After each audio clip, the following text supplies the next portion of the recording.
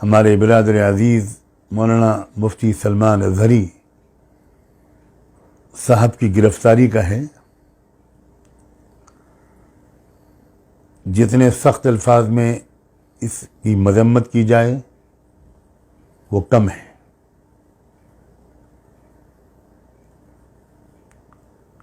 یہ ایک اور دلیل ہمارے سامنے آئی ہے کہ ہمارے ملک میں لوک تنترک ویوستھا ختم ہو چکی ہے۔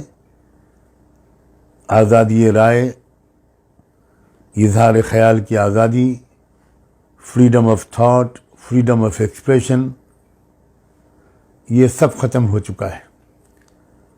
ایک زبردست ڈکٹیٹرشپ کا زمانہ چل رہا ہے۔ پوری قوم کی طرف سے میں مفتی سلمان اظہری صاحب کے ساتھ اظہار ہمدردی کرتا ہوں اور امید کرتا ہوں کہ آنے والے دنوں میں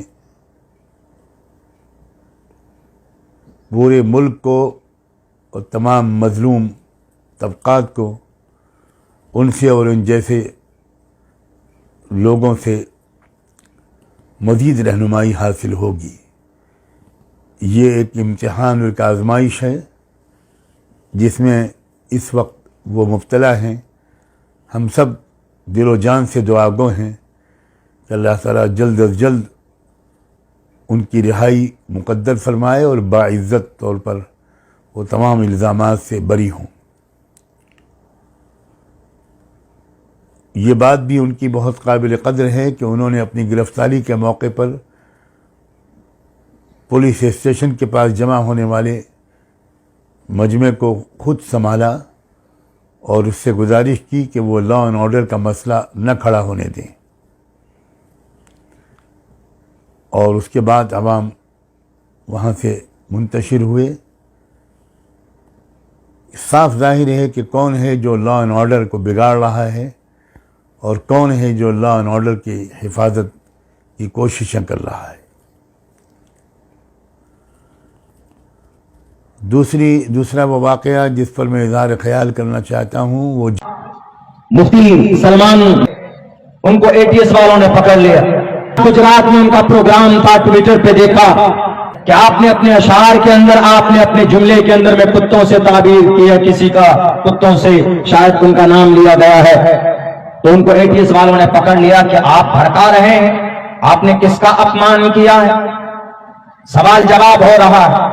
ٹوپی اور داڑھی والا تھا، مولانا تھا، سلمان نام تھا، شیروانی تھی، تو آپ نے پکڑ کر فوراً اندر کر دیا۔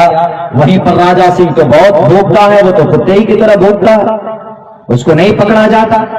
اتر پردیش کے اندر میں کئی سارے ایسے لیڈر ہیں جو ہندو مسلم کو لڑانے کے لیے باتیں کرتے ہیں۔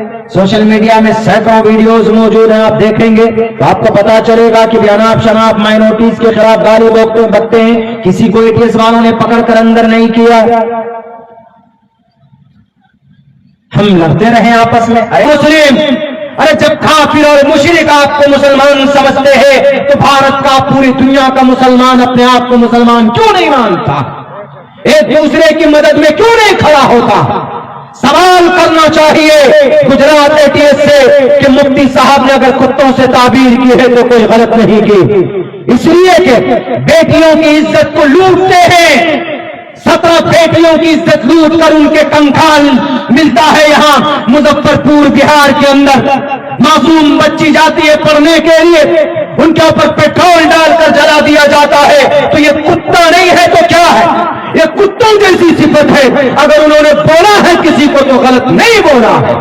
اے ٹی ایس والوں ایماندار بنو، دیش کے مجرموں کو پکڑو۔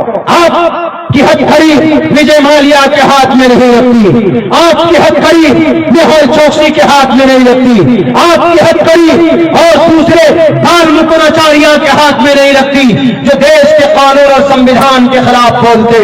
ایک مولانا، ایک ٹوپی اور داڑھی والا جو سنت رسول اللہ کا غلام ہے، جو عاشق رسول ہے، جو امن کی بات کرتا ہے، جو سکون کی بات کرتا ہے، ان کا مطلب یہی تھا کہ آج ظلم کا بازار گرم ہے۔